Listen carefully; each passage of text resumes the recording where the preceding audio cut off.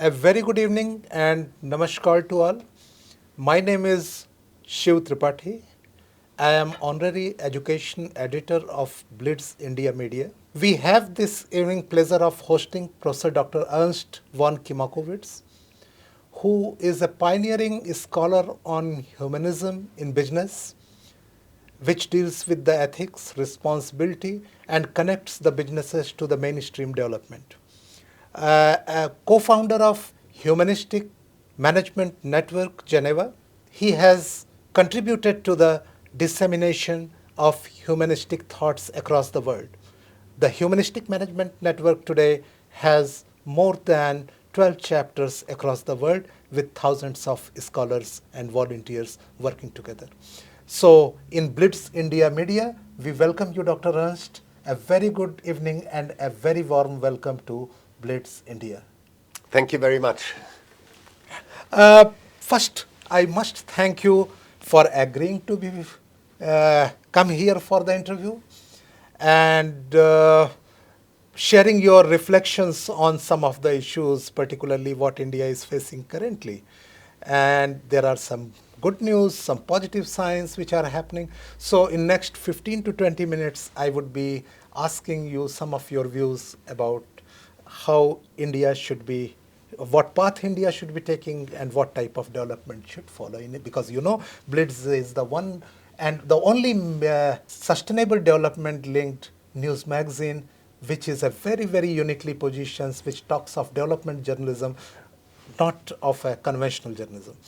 So once again, on behalf of our managing editor, Professor Deepak Dwivedi and Dr. Sandeep Saxena, I welcome you all to this.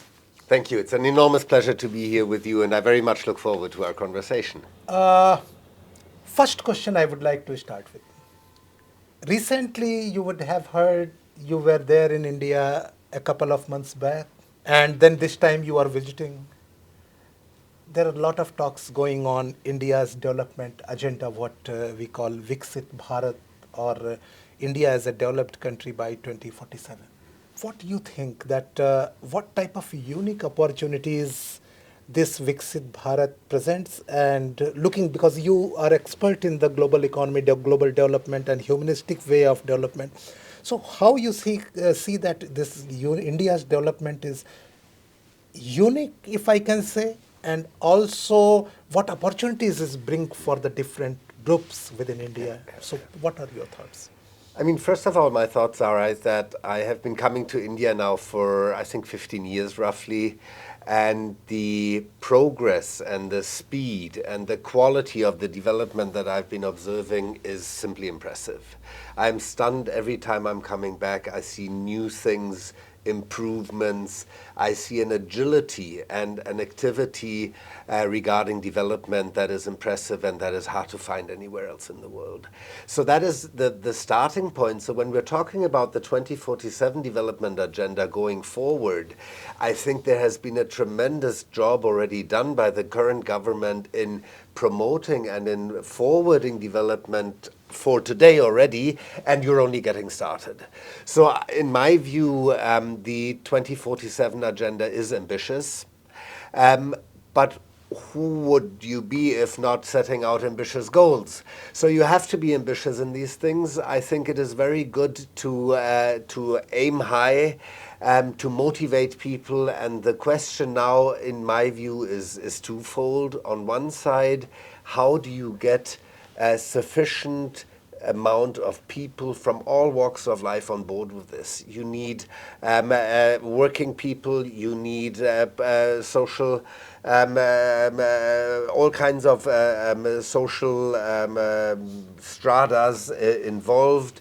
You need, of course, the youth to be actively involved in this development agenda, and getting everyone united is one of the main challenges, I think, that is existing there. And the second thing that I would say is that needs to be addressed is to see how can you forward a development notion, how can you work towards a development that is not replicating the mistakes that other developed nations have made, that from the outset is a more sustainable, a more equitable, and a more just form of development. And those are the two main challenges I would say around this amazingly productive and good concept that I'm viewing here in India. Thank you. Thank you. In fact, this is very insightful. And the moment you mentioned that sustainable, inclusive growth, and that is an opportunity area, at the same time, it is challenge also. And you also mentioned about agility and that how our the different stakeholders or the different groups within India, how they are being trained in the agility. One very unique thing about this Viksit Bharat, as you know, that Blitz India Media is a development-focused magazine, as I mentioned in the beginning. Our research team has found this with some research, that one very, very interesting thing about this Viksit Bharat agenda of Prime Minister Mr. Narendra Modi is that it aligns to sustainable development goals. And you mentioned it, Yeah. like it's an opportunity that how we mainstream. But if you look at the timing, sustainable development goals talk about future for 2030. Viksit Bharat looks into future for 2047. So in a sense, what we feel that it's a sort of localization of SDG, a very unique model of how at country level it can be localized. Yes. So how do you see, in particularly in view of the what type of behavioral issues and what type of awareness being promoted by the Prime Minister Modi for this, how you see that this Viksit Bharat and SDGs, Sustainable Development Goal, the alignment, the mutual alignment of these two, how? I think they are very well aligned, to give the short answer.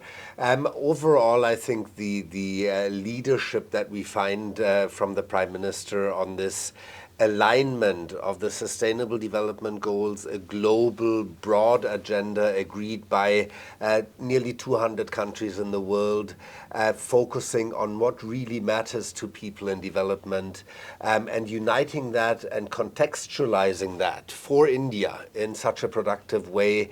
Also with this nice framing around the 2047 agenda, I think is an enormously productive way to look at how can we forward developmental aims in India. And I think that is a very promising initiative that has been launched here. So I think the alignment is definitely there. And as you mentioned, on the time frame, yes, the Sustainable Development Goals are not there for much longer, but of course that doesn't mean that their content is getting any less relevant.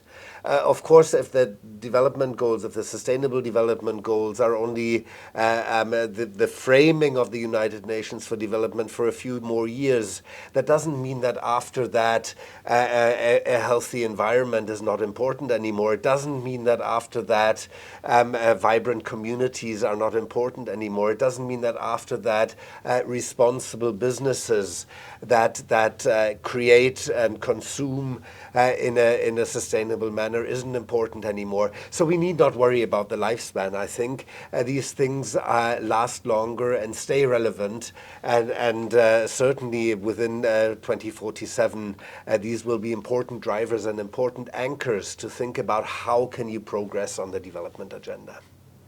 Thank you. In fact, you simplified it, and as I understand that it is very well aligned, but fundamental values of sustainability has to be there. So it doesn't mean it is only 17 goal 169 target. It could be anything beyond or less, but the fundamental things will remain same, and that's where it comes and fits into.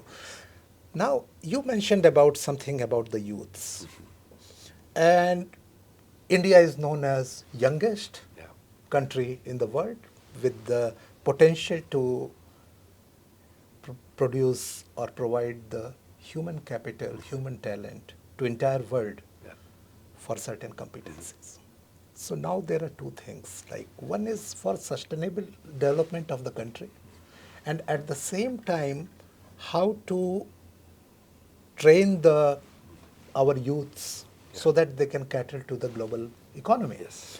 And both are mutually dependent because more and more youths from India going outside, that is also contributing to the sustainable development within India. Uh, what do you think that under this situation, because Prime Minister also launched here a very important initiative, Mission Life, that is lifestyle for the sustainability, which talks about behavior, what talks about the mindset change. So what type of, if I ask you two or three competencies which you would like to see in our youths in India, which is going to be important for them, not for India's sustainable development or Viksit Bharat agenda, but for the global development. So what you would like to? I think, fortunately, you said there's interdependencies, but there's also mutual benefits in these. And so that is the good situation we're having. And I think if we're looking at the competencies, it is the same. It is the competencies that India needs or that will benefit Indian development will also benefit global development if we're doing it in the right way. And what do I mean by doing it in the right way? I think doing it in the right way, first of all, would mean to listen to the youth and see the competences that they want to develop. Because what I find all over the world when I go teaching, and I have the great fortune to be teaching all over the world, I find a shift in the priorities of the youth wanting a more purpose-driven career. Yes, they want to be successful. Yes, they want to have material security. But more and more they want not only that, but in addition they want a meaningful career. They want to find purpose in their career. And for that, as you mentioned, the mindset is the main driver. So we need to work and support the youth on developing a mindset where sustainability is not something you pick and choose on one day and drop the next day, whether it fits in your current agenda or not. But sustainability is becoming a way of life, and I think that is what Mission Life is aiming to express. And the good news, as I say, I think, is that I experience that more and more youth are bringing that with them already. They want that, and we need to support them to develop that further. And so the skill sets we need in order to do that, I think, is anything that will allow to think global and act locally. I think that is something that we need to be very clear about. The challenges that we're facing, the developmental progress that we want to achieve goes beyond borders. And Indian youth will play a future role that goes beyond India, that will have a global role. And for that, we need to think locally. We need to think globally to act locally. I think we need leadership skills. We need the youth to develop the skills to lead along a triple bottom line, to lead in ways that both social, environmental, and economic benefits are in balance with each other. Rather than permanently trying to maximize only one, we need to find balance. And we could go on for much longer, but these are just a few teasers where I think competencies and skills development should head for. Thank you, Dr. Ernst. In fact, this is very interesting when you mentioned that it's not only about maximizing or optimizing the triple bottom line, but it's the balance in the, when we say that what is the development for me, what is development for you, what is development for someone else.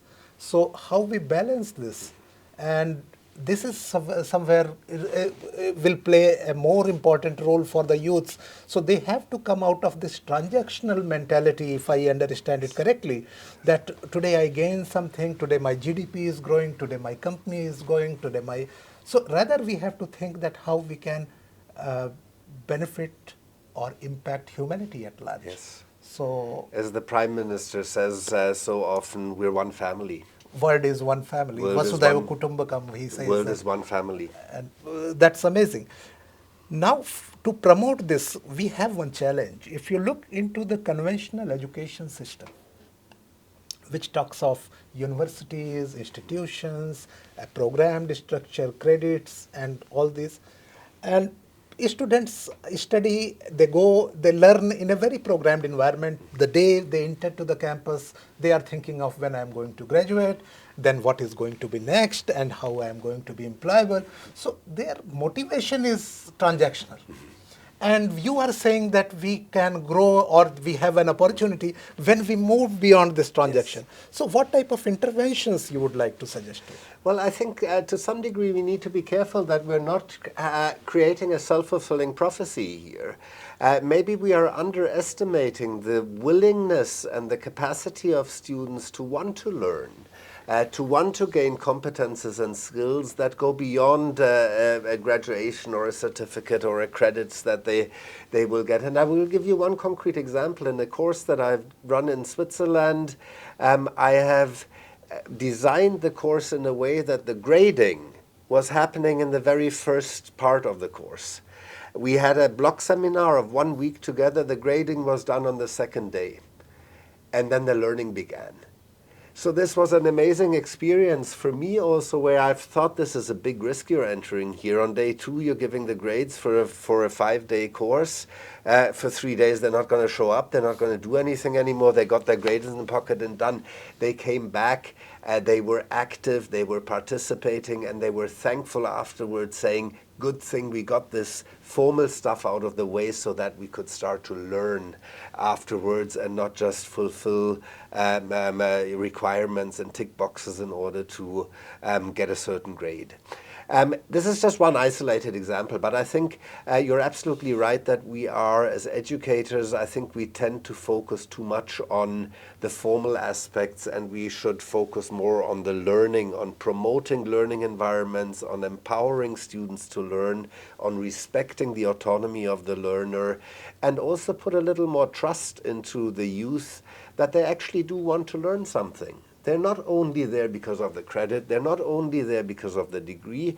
Yes, they need that, of course. We all had that moment where we wanted a degree, we needed the degree. It's something that, a step you need to take in order to progress in your career. But motivations are much broader and much deeper than just wanting to tick those boxes. And we can support the youth in providing, or we can support the youth by providing offers that cater to this desire to learn beyond ticking the boxes. Exactly. Thank you so much. And you touched on that point, what you initially mentioned. You said that the purpose, now the youths, they want, it's not because of salary. They want to see purpose, that job or entrepreneurship, it should be purpose driven. Yes. And for that, the education should also be purpose driven. Yes. So the alignment of purpose driven education to purpose driven career, and that will lead to purpose driven growth. Yes. So this is a magic triangle, yes, which you highlighted. So before we conclude, any final message for India's development and what should be done? Any 2-3 lines which you would like to highlight or stress? Well, I think that the path that has been gone already is very impressive. I think there's very few people in the world that have doubts about India's bright future. What I would hope for is that India manages to ensure that future development is more sustainable and more equitable than other regions in the world have developed. And what I would hope for is that India continues under the leadership that we're currently seeing to be a force for peace and a force for a global development that leaves no one behind. And then I think India's role on a global scale in the future and India's development progress internally is very bright indeed. Thank you so much. And once again, thank you so much on behalf of Blitz India Media family to visit us, to visit our Noida office. And we very much look forward to hosting you once again with some more insights, maybe in Geneva, maybe here. Thank you so much. Have a wonderful evening. Great pleasure. Thank you. Thank you.